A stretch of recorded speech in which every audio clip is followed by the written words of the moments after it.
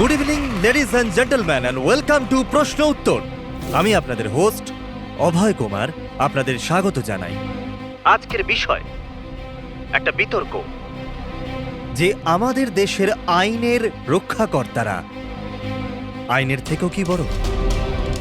আপনারা সবাই এটা নিশ্চয়ই শুনেছেন যে সিআইডির সিনিয়র অফিসার অভিজিতের উপরে বালা নামক এক ক্রিমিনালকে হত্যার অভিযোগ আরোপ করা হয়েছে। এই জন্য আমাদের মাঝে আজকে উপস্থিত আছেন নিজেই senior inspector Abhijit from the CID bureau, যার সাথেই এসিপি প্রদ্যুমান স্যারও, ওয়েলকাম স্যার, আর senior inspector Daya CID bureau থেকে। আমাদের প্যানেলিস্ট হলেন ex army officer mister Ranbir, ex IB officer Sanjit sir, আর এক্স জাজ মিসেস মন্দিরা, আর সঙ্গে আছেন ক্রাইমের senior editor Madan Kumar sir, আর সঙ্গে উপস্থিত আছেন সিনিয়র জার্নালিস্ট আর হিউম্যান রাইটস অ্যাক্ট্রেস। তাহলে আমি শুরু করতে যাচ্ছি হিউম্যান রাইটস অ্যাক্ট্রেসকে দিয়ে। বলুন, এই কেস সম্পর্কে আপনি কি বলবেন? এদের মতো অফিসারদের জন্যই আইনের নাম খারাপ হচ্ছে দেশে। একদম ঠিক। হাতে বন্দুক কি শক্তি এসে যায়? এনাদের মনে হয় কি যা খুশি তাই করবে, আর মানবাধিকারকে মুচড়ে রেখে দেয় এই সব আইন রক্ষকরা। হ্যাঁ, আমি তো বলি এদের থেকে বন্দুকটাই ফেরত নিয়ে নেওয়া উচিত। বন্দুক চালানোর নৈতিকতা কি হতে পারে এদের ধারণাই নেই। আমি তো এটা বলবো যে এরা একটা সিম্পল কথাকে রং চড়িয়ে বলছে। বালা সিআইডিদের সঙ্গে খারাপ ব্যবহার করেছিল, আর এর মধ্যে যদি হাত উঠেই যায় তার মানে তো এই নয় যে অভিজিতের ওপর খুনের দাগ লাগিয়ে দেওয়া হবে। আর যদি কোনো অপরাধীর হাতে হতো এই খুন, তো তাহলে কি আপনি ছেড়ে দিতেন, বা সাধারণ মানুষের হাতে? না তো। তাহলে যে নিয়ম সাধারণ মানুষের জন্য রয়েছে তা সিআইডির জন্য কেন হবে না? মিস মন্দিরা, আপনি কখন থেকে চুপ করে বসে আছেন? এই বিষয়ে আপনি কি বলতে চান? অভিবাবু, আমি এই জন্য চুপ রয়েছি যে যেই সিআইডির বাহাদুরির প্রশংসা লোকেরা করে থাকে তাদেরকে আজ এখানে অপমান করাটা ঠিক হচ্ছে কি? দেখুন, আমার মনে হয় তর্কের কোনো শেষ নেই। যে অভিজিৎ ঠিক না ভুল, এগুলো নিজস্ব ভাবনার উপর নির্ভর করে। এখন আমি কথা বলতে চাই এসিপি প্রদ্যুমান স্যারের সাথে, যার লম্বা কেরিয়ার দেশের প্রতি দায়িত্ব এবং কর্তব্যে পরিপূর্ণ। এই কেসেতে আপনি কার পক্ষ নেবেন? সিআইডির অভিজিৎ স্যারের নাকি আইনের পক্ষ নেবেন? দেখুন, আজ পর্যন্ত আমি বরাবর আইনকে সমর্থন করেছি, আর পরেও সমর্থন করব। আমি ন্যায়ের পক্ষেই। আর এ কথা বলার কাউকে আমি সুযোগ দেব না যে আইন সিআইডির জন্য একরকম আর সাধারণের জন্য অন্য রকম। যতক্ষণ না এনকোয়ারি কমিশনের ডিসিশন জানাচ্ছে ততক্ষণ senior inspector Abhijit CID duty থেকে সাসপেন্ড থাকবে।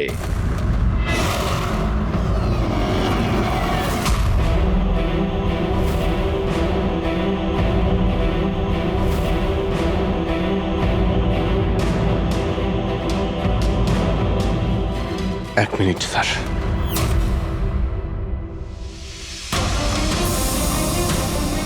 স্যার, আমার ব্যাপারে লোকেরা কি বলল তাতে আমার কিছুই যায় আসে না। এইমাত্র আপনার মুখ থেকে যা শুনলাম তাতে খুব কষ্ট হচ্ছে স্যার। যা কিছু হয়েছিল আপনার সামনেই হয়েছিল, আপনিও ওইখানে ছিলেন। আপনার বুকে হাত দিয়ে বলুন তো স্যার, আমি কি ইচ্ছে করে ওই লোকটাকে মেরেছি?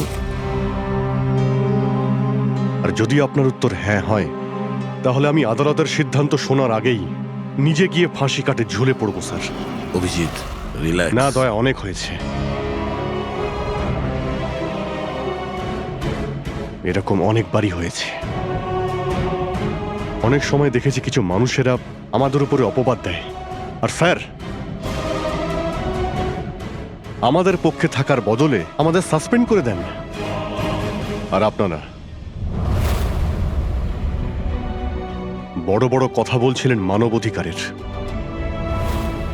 কি বলছিলেন আপনি? আমাদের হাত থেকে বন্দুক নিয়ে নেওয়া উচিত।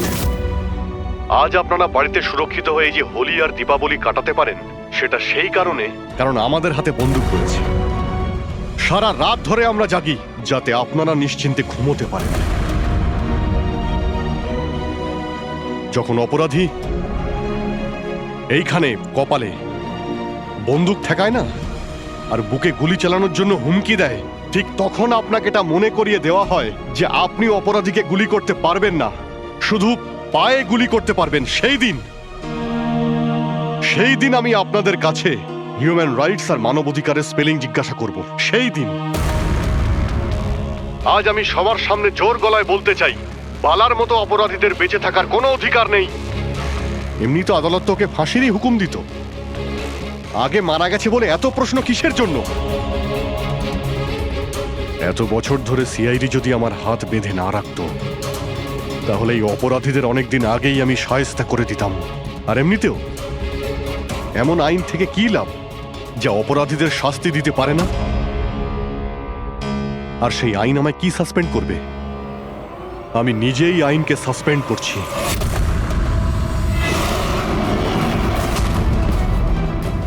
মনে সাহস আর পকেটে রেজিগনেশন নিয়ে আমি সবসময় ঘুরি।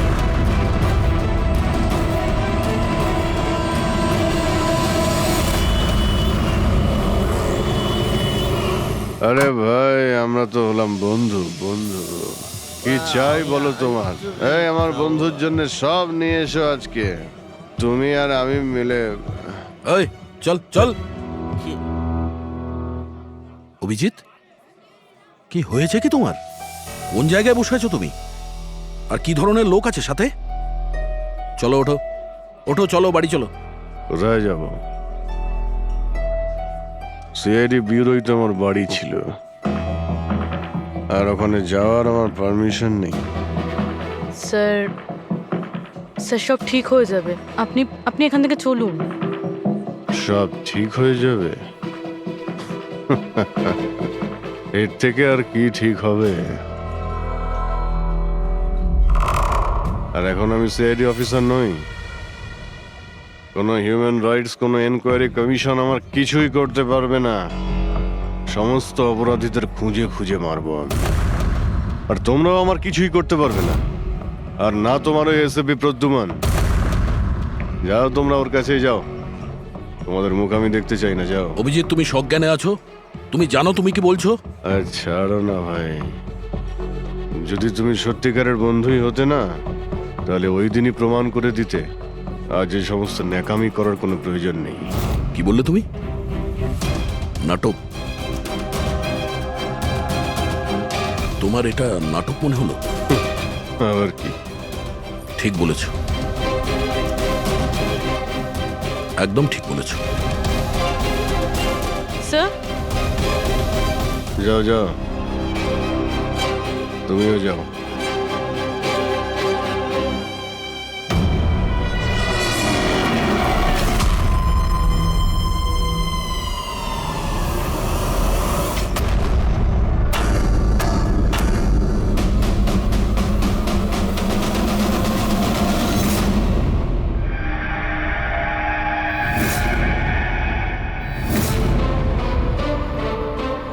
এই, কে এখানে?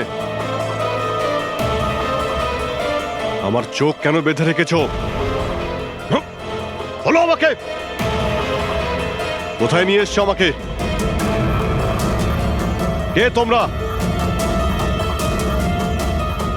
এই, খোলো আমাকে।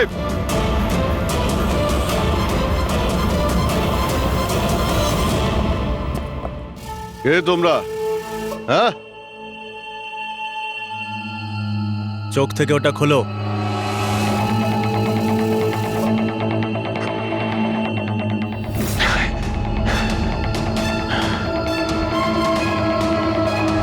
তোমরা জানো কাকে কিডন্যাপ করেছো?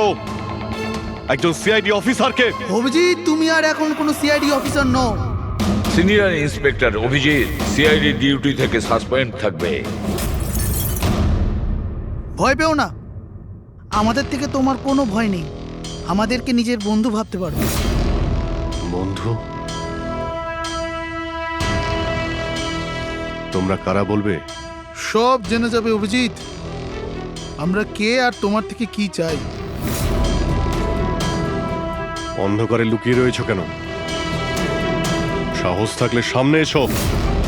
আমরা অন্ধকারে আছি কারণ এই দেশ আর সমাজ আমাদেরকে আলোতে কাজ করতে দেয় না। তার মানে আমরাও তোমার মতো একজন আইনের রক্ষক, কিন্তু তুমি আইনের ছাতার তলায় কাজ করো আর আমরা ওর বাইরে। আমরা অপরাধীদের সরাসরি সুবিচার দিয়ে থাকি, না কোর্ট, না কাছারি, না এনকোয়ারি কমিশন, সোজা মৃত্যুদণ্ড। এক মিনিট,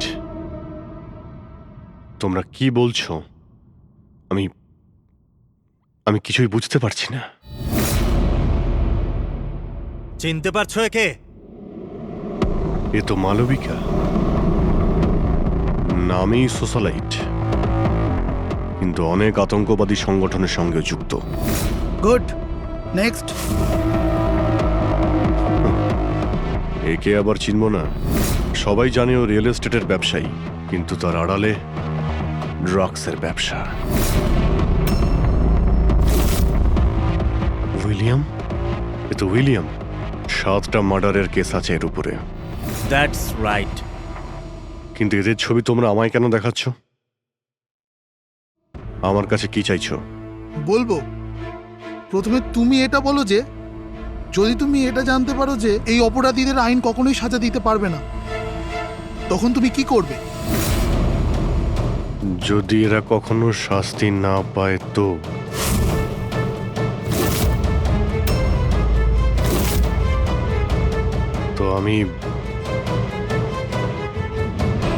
আমি এদের নিজেই মারব। আর এমনিতেও কোনো অপরাধীদের বেঁচে থাকার কোনো অধিকার নেই। সবাইকে পিষে মেরে ফেলা উচিত, সবাইকে। Very good. তোমার ভেতরে এই রকমই উদ্যম আর সাহস দেখতে চেয়েছিলাম আমরা। আমি তোমার যন্ত্রণা বুঝতে পারি অভিজিৎ। যদি বালা ভুল করে মরেও যায় তাতে কি আর হবে? ছিল তো ও একটা অপরাধী, না? এবার তুমিই বলো অভিজিৎ, এত বছরের চাকরির এই যে পুরস্কার পেয়েছো তুমি, এটা কি ঠিক? এদের মতো অফিসারদের জন্যই আইনের নাম খারাপ হচ্ছে দেশে। আর মানবাধিকারকে মুছড়ে রেখে দেয় এই সব আইন রক্ষকরা। হাতে বন্দুক কি শক্তি এসে যায়? এনাদের মনে হয় কি যা খুশি তাই করবে। না, এটা একদমই ঠিক নয়।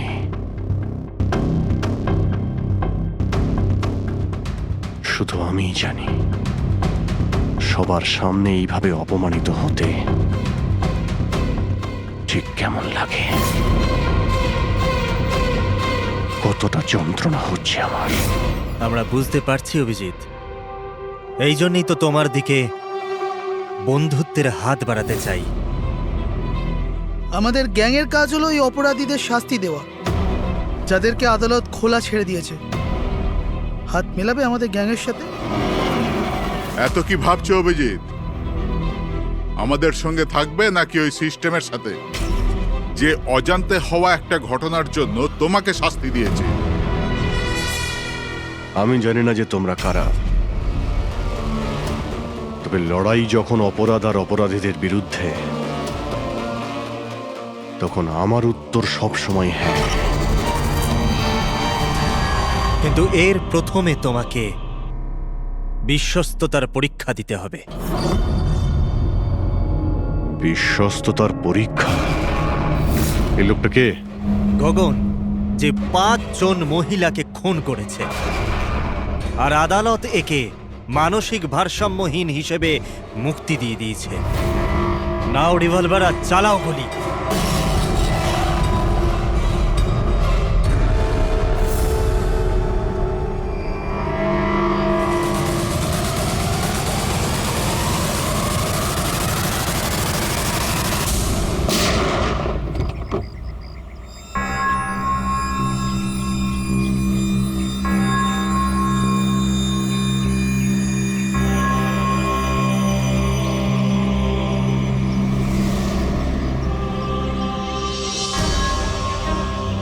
আমাদের ফোনের অপেক্ষা করবেন।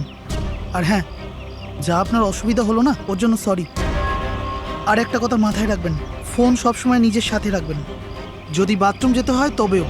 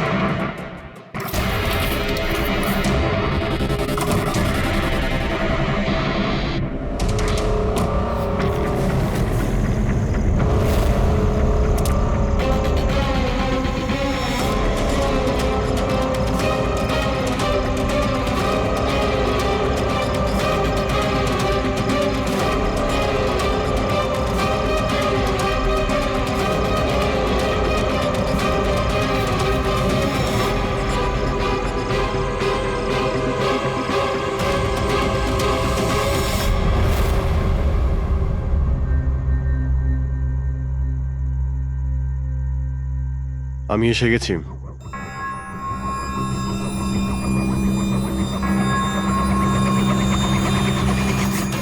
আমাদের সন্দেহই ঠিক। মানে যে গল্পটা আমরা ফেদেছিলাম সেটা বিশ্বাস করেছে ওরা। এটা তো হওয়ারই ছিল। যে জালে ওরা ফেসেছে সেটার প্ল্যান আমরা 1 মাস আগেই করেছিলাম। তবে স্যার, এত নামী অপরাধীদের একের পর এক খুন হওয়া, এটা কোনো কোইন্সিডেন্স হতে পারে না। স্যার, এই সমস্ত অপরাধীদের নতুন শত্রু কে এসছে? সেটাই তো আমি ভাবছি দয়া।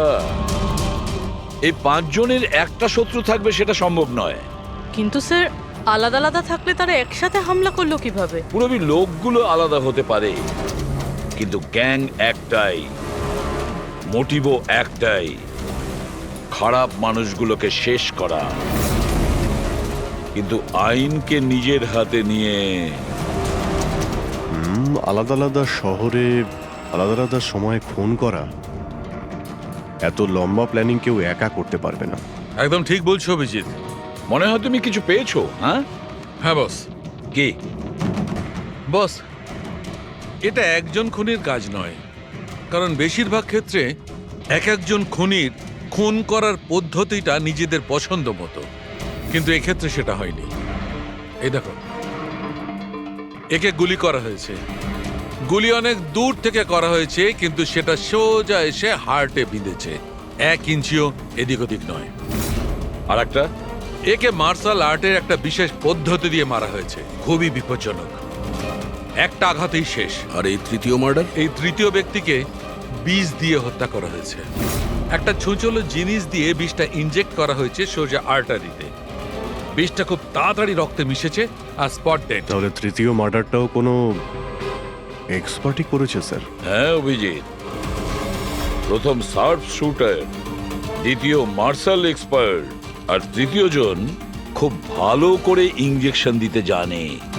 তারা যারাই হোক, মানুষকে বিশেষভাবে মারার প্রশিক্ষণ প্রাপ্ত এরা, যেমন কোন স্পেশাল এজেন্ট। আর হতে পারে এই গ্যাংয়ে এই ধরনের চিন্তা ভাবনা করার মতো আরো লোক আছে যারা এই সমাজ থেকে অপরাধীদের সরিয়ে দিতে চায়।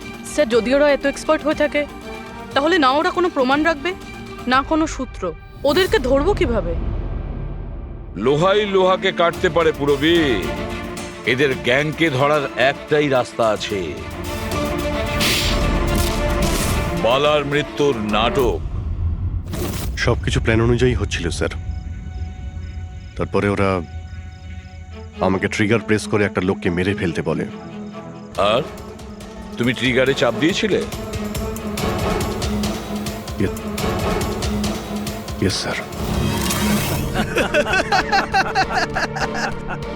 এসব কি হচ্ছে? হ্যাঁ, বলেছিলাম না আমরা, তোমার পরীক্ষা নেওয়া হবে এটা দেখার জন্য যে তুমি এই কাজটাকে পরিণতি দিতে পারবে নাকি। আমায় কাকে মারতে হবে? এমন একজন মানুষ যে মানুষ বলার যোগ্যতা হারিয়েছে, দেশের উত্তরের রাজ্যগুলোতে ড্রাগসের ব্যবসা করে, আর জানি না এর জন্য কত যুবক নিজের জীবন বরবাদ করে দিয়েছে। তার নাম? নিজেকেও অনেক বড় বিজনেসম্যান মনে করে, কিন্তু ড্রাগ ডিলিং করাই হলো ওর আসল কাজ। একবার যদি ও শহরে ফিরে আসে, ব্যাস তারপরে ওর কাজ শেষ। নাম? নামে কি এসে যায়? গুলি মারবার ঠিক 1 ঘন্টা আগে তোমাকে বলে দেওয়া হবে যে কবে আর কোথায় গুলি চালাতে হবে। ট্রিগার কি করে টিপে দিলে? ওর যদি কিছু হয়ে যেত, মারা যেত তো? না দয়া, কিছুই হতো না। ওই বন্দুকটা হাতে নিয়ে আমি বুঝতে পেরেছিলাম ওই বন্দুকের মধ্যে কোনো গুলি ছিল না। অভিজিৎ, ওদের সাথে এমন ভাবে মিশে যাও যেন তোমাকে সন্দেহ না করতে পারে। এটাই হলো রাস্তা ওদের কাছে পৌঁছানোর। কিন্তু ওরা বড় ধরনের কিছু করে ফেলার আগে যদি আমরা ওদের আড্ডাতে পৌঁছে যাই ওদের গ্রেপ্তার করার জন্য। কিন্তু ওদের আড্ডায় পৌঁছাবো কি করে? তোমার চোখে তো পট্টি বাঁধা থাকে। চোখ বাঁধা ছিল, কিন্তু দয়া, ওদের আড্ডা থেকে বাড়ি পৌঁছানো পর্যন্ত আমি রাস্তাগুলো ভালো করে ফিল করেছি।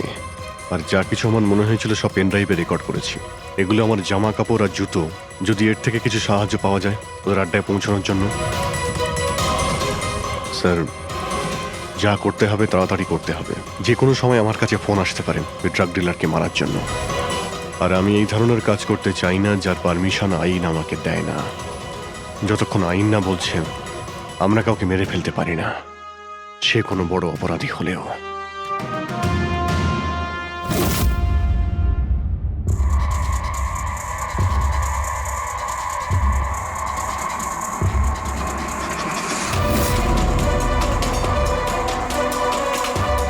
ভালো করে শুনুন, প্রায় 1.5 ঘন্টা লেগেছিল ওদের আড্ডা থেকে আমার বাড়িতে ফিরতে। গাড়ির স্পিড 60-এর উপরে যায়নি। 15 মিনিট গাড়ি ট্রাফিক জ্যামে আটকে ছিল। 10-15 আর ঠিক ওই সময় কাউকে শ্মশানে নিয়ে যাওয়া হচ্ছিল। আর হ্যাঁ, যখন আমি আড্ডা থেকে বেরিয়েছিলাম তখন ওখানে কোনো মন্দিরে আরতি হচ্ছিল যা মাইকে বাজছিল। প্রায় সব মিলিয়ে 6টা সিগন্যালে গাড়ি দাঁড়িয়েছিল আর প্রায় 5টা ফ্লাইওভার ছিল। প্রত্যেকটা ফ্লাইওভার ক্রস করতে 40 থেকে 50 সেকেন্ড লেগেছিল। রেলওয়ে স্টেশন, একটা ফ্লাইওভারের নিচে রেলওয়ে স্টেশন ছিল যেখানে ট্রেনের অ্যানাউন্সমেন্ট হচ্ছিল। স্যার, হ্যাঁ বলো। এই দেখুন স্যার, এই দেখুন, অনিকেত কুমার স্যার। সিবিআই 2 দিন আগেই ওর সঙ্গে কথাবার্তা বলেছে। স্যার, দেশে অনেক জায়গায় ও ড্রাগসের ব্যবসা করে। এখন কোথায়? ফ্রেডি স্যার দেখছেন স্যার। স্যার, এটা প্যাডি, ধান। ও ধান, ওই যে তুমি অভিজিতের জামা থেকে যে সুতোটা এনেছিলে সেইটা একটা বস্তা সুতো, পাটের বস্তা। তাহলে ধান আর পাটের সুতো, তার মানে হচ্ছে এটা কোনো গোডাউন, কোনো একটা গোডাউনকে আস্তানা বানিয়েছিল ওরা। এমন একটা গোডাউন যেখানে সবজি বিক্রি হয় অথবা কোনো ধানের কল। স্যার, স্যার এই রুটটা নিয়েছে এরা। রুটটা সেই রকমই যেরকম অভিজিৎ স্যার বলেছে। আমার মনে হয় এটাই। গুড জব পুরবি। হ্যাঁ ডক্টর সালুকে, কি অভিজিৎকে আনাজের গুদামে রাখা হয়েছিল? অনিকেত আজকে সকালেই গ্রিস থেকে ফিরেছে, এখন অব্দি অফিসেও যায়নি। আচ্ছা, গ্যাং থেকে ফোন আসবে অভিজিতের কাছে, আসবে ফোন।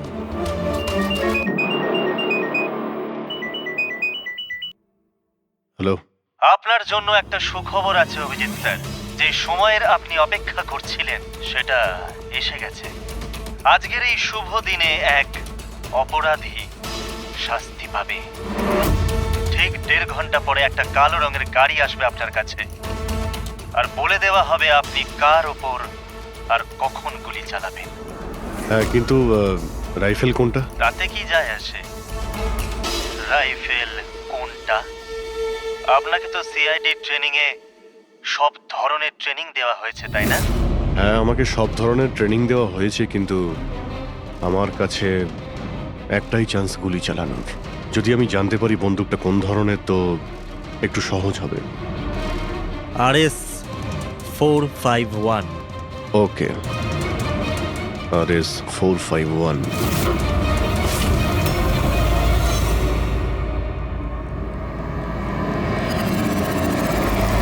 এটা কি বলছেন আপনি? আমার মৃত্যুর ভয় রয়েছে? তাহলে আমি যাবই না কোথাও, ঘরের মধ্যেই লুকিয়ে বসে থাকবো। আমি সমস্ত মিটিং ক্যান্সেল। অনিকেত, বাড়িতে লুকিয়ে থাকলে কোনো লাভ হবে না। ওরা প্ল্যান করে বসে আছে তোমাকে মারার জন্য। ওরা তোমাকে মেরেই ফেলবে। আপনারা কিছু করুন না, আপনারা সিআইডির লোক, বাঁচান আমাকে। বাঁচাবো আমরা তোমাকে।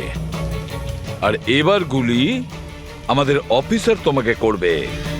তোমার জামার ভেতরে একটা বুলেট প্রুফ জ্যাকেট থাকবে আর কিছু রক্তের প্যাকেট।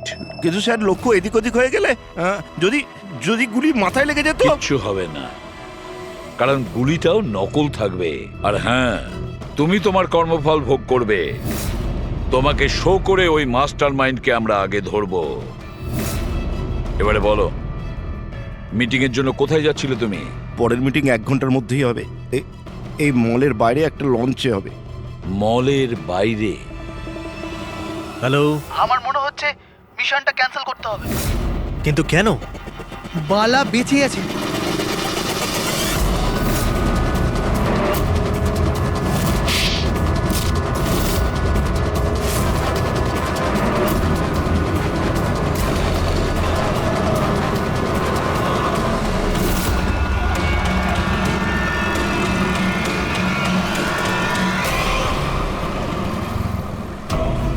বড় বিশ্বাসঘাতকতা হয়েছে আমাদের সাথে। অভিজিতের হাতে কেউ খুন হয়নি।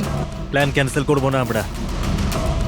সিআইডি আর অভিজিৎকে এই বিশ্বাসঘাতকতার চরম মূল্য চোকাতে হবে।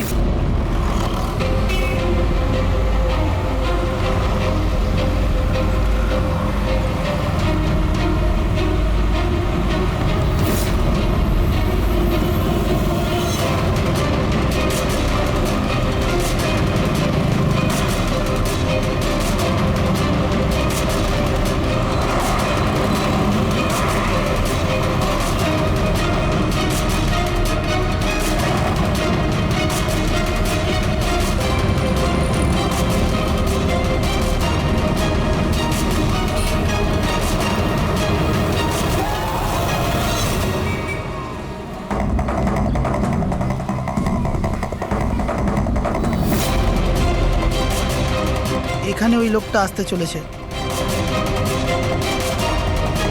কিন্তু ওই লোকটা কে? অপেক্ষা কর, জানতেই পারবি। চল তোকে ওই জায়গাটা দেখাই যেখান থেকে তোকে গুলি চালাতে হবে ওর উপর।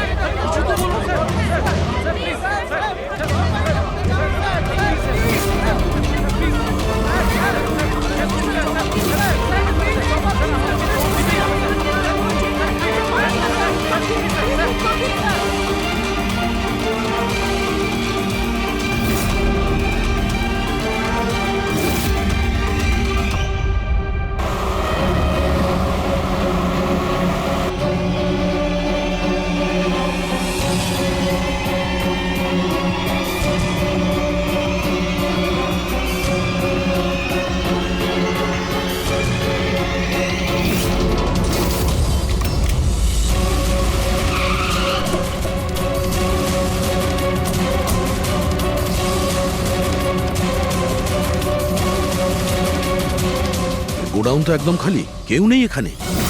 হ্যাঁ স্যার, এটা তো সেই গুদাম নয় যেটা আমরা খুঁজছি। ও দাদা ভাই, কে আপনারা? কি চাই? তুমি এখানে কাজ করো? ইয়েস। এই গোডাউন কেউ ব্যবহার করছিল কি?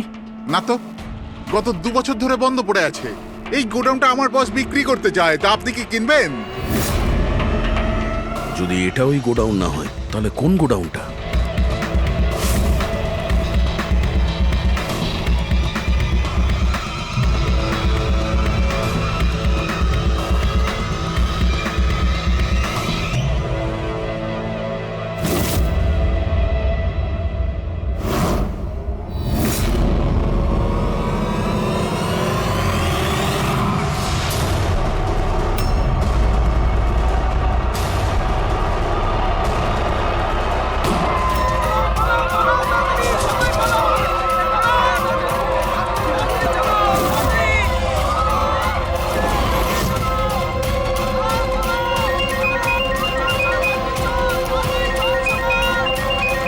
হ্যালো। অভিনন্দন অভিজিৎ, তোমার সাফল্যের জন্য। Aniket is finished. এবার দেখা করে অভিনন্দন জানাবো তোমাকে। ঠিক আছে, আসছি আমি।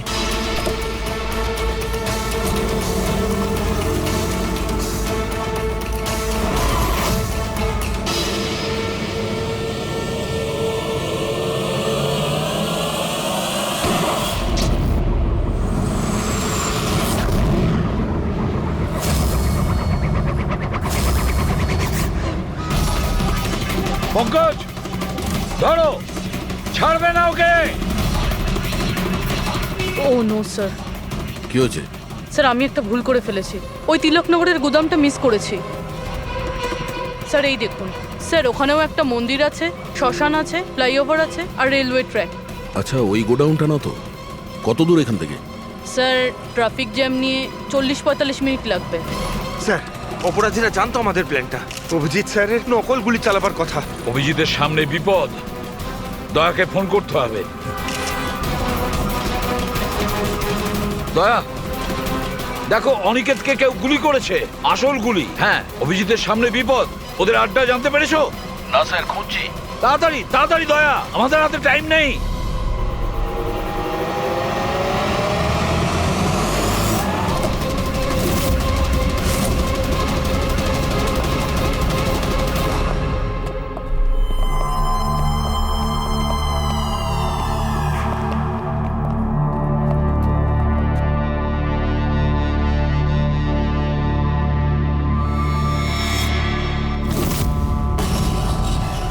অনেক অনেক অভিনন্দন তোমাকে, ওয়েল ডান।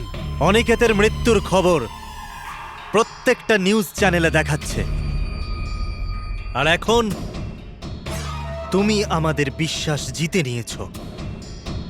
এই জন্য এখন অন্ধকার থেকে আলোতে এসে তোমার সাথে নিজেদের পরিচয় করাবো।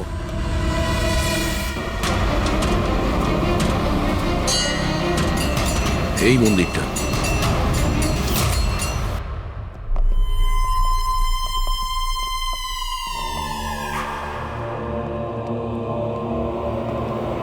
আমাদের প্যানেলিস্ট হলেন ex IB officer Sanjit sir, আর এক্স জাজ Mrs Mandira, ex army officer mister Ranbir. ও, তো আপনারা? হ্যাঁ, আমরা। কেন চমকে গেলেন নাকি আমাদের দেখে? ভুলে গেলেন সেই দিনটা যখন শুধু আমি সমর্থন করেছিলাম আপনাকে?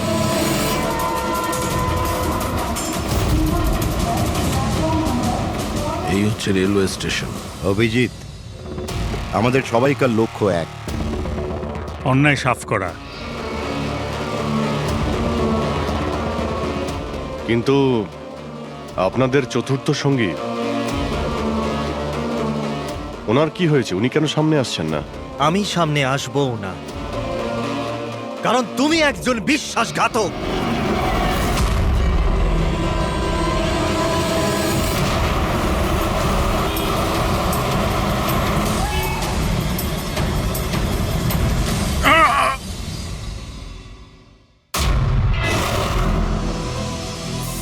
বালা বেঁচে আছে?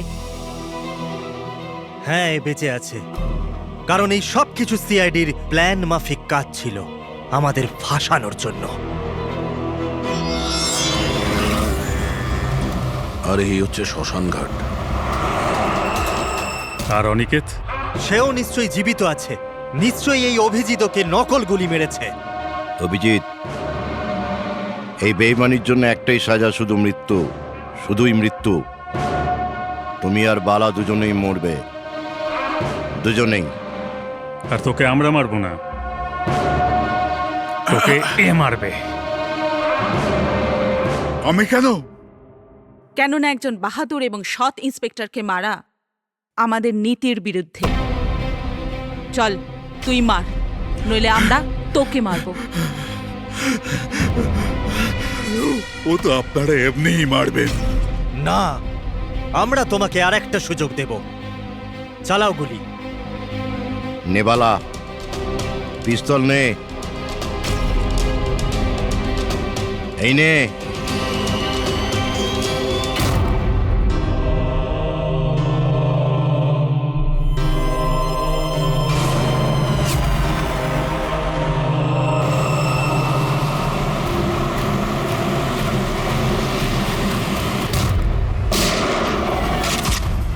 কেউ পালাবে না, চল। আমি আপনাদের হোস্ট অভয় কুমার। আমরা যা করেছি তাতে আমাদের কোনো আফসোস নেই। আমরা তো দেশের জন্য কিছু করতে চেয়েছিলাম, যেরকম আপনারা করে থাকেন। দেশের জন্য কিছু করা তো গর্বের বিষয়, কিন্তু তোমরা যে পথ বেছে নিয়েছো সেটা ভুল পথ, আইনের বিরুদ্ধে। তাহলে আইনি বা কোথায় 100% পারফেক্ট? এটা তো সেই আইনি যেটা থাকা সত্ত্বেও এত অপরাধী সমাজে মুক্ত হয়ে ঘুরছে। ওই অনিকেতকেও আপনি বাঁচিয়ে নিয়েছেন, তাই না? হ্যাঁ, অনিকেতকে আমরাই বাঁচিয়েছি, শুধু গুলি থেকে, আইন থেকে নয়, বুঝেছেন? আর যদি পারফেকশনের কথাই বলেন, তো 100% পারফেক্ট কিছুই হয় না, সেটা করতে হয়। আপনাদের এই চিন্তা ভাবনা কি পারফেক্ট? এর কোন গ্যারেন্টি আছে যে এই সব কিছু করার সময় তোমরা শুধু অপরাধীদেরই মেরেছো, নির্দোষ কাউকে নয়? আর সেই আদালতের কাছে নিজের অভিযোগ জানিও, সেই আদালতকে যাকে তোমরা অশ্রদ্ধা করতে, আর সেই আদালতই তোমাদেরকে সংশোধন করবে। তারপরেই তোমরা বুঝবে যে দেশের আইনের মর্যাদা কিভাবে দিতে হয়। কেসটা খুবই জটিল ছিল স্যার। হ্যাঁ, আবার অপরাধীও ধরা পড়েছে। আরো একটা কেস ক্লোজ। তোমরা কি বাড়ি যাবে না নাকি? কিন্তু এখনো একজন অপরাধীকে ধরতে বাকি আছে। কি দয়া? হ্যালো সিআইডি, কে আপনারা? কি চাই এখানে? আমি বিক্রম, ক্রাইম টিম থেকে। আমাকে এখানকার তল্লাশি নিতে হবে। এই হলো সার্চ ওয়ারেন্ট। তল্লাশি?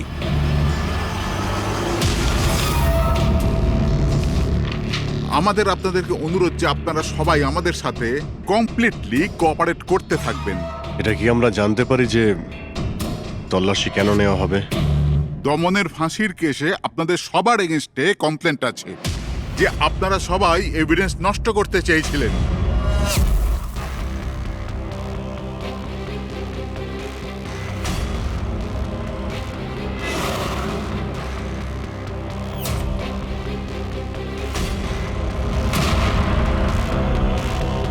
তল্লাশি শুরু করো। আপনাদের সবার ফোন রেকর্ড চেক করা হচ্ছে, আর আপনাদের সবার উপরে কড়া নজর থাকবে।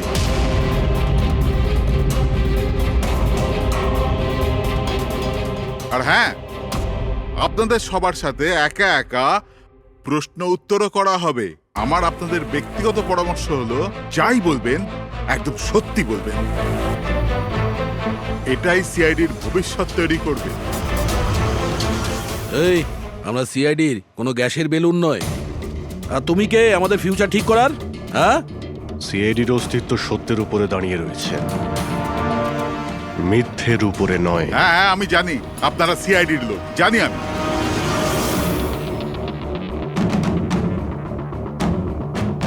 কিন্তু আপনারা যেই হন, আইনের ওপরে কিন্তু নয়। আর এখন সময় চলে এসেছে আপনাদের আইনটা মনে করা দরকার। হ্যাঁ, সেটা আমরা জানি যে আইনের ঊর্ধ্বে আমরা নই, আর আমরা আইনের সুরক্ষা করি। আইনের রক্ষাকর্তা আমরা সিআইডি, আর গর্ব করে আমরা বলি আমরা সিআইডি অফিসার। আর আমাদের প্রতিটা রক্তের বিন্দু, প্রত্যেকটা ফোঁটা সিআইডি দেশের জন্য সমর্পণ করছে।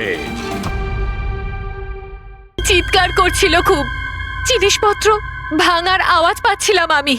আমি কিছু করিনি। হ্যালো কেতন, কি হলো ভাই? আরে বল। ও কোনো ফটোগ্রাফের কথা বলছিল।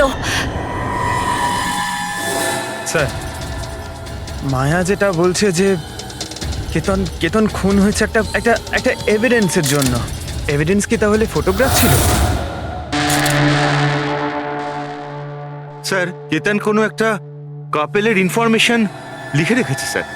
এই দেখুন, এখানে নামগুলো লেখা আছে স্যার, জুহুতে থাকে।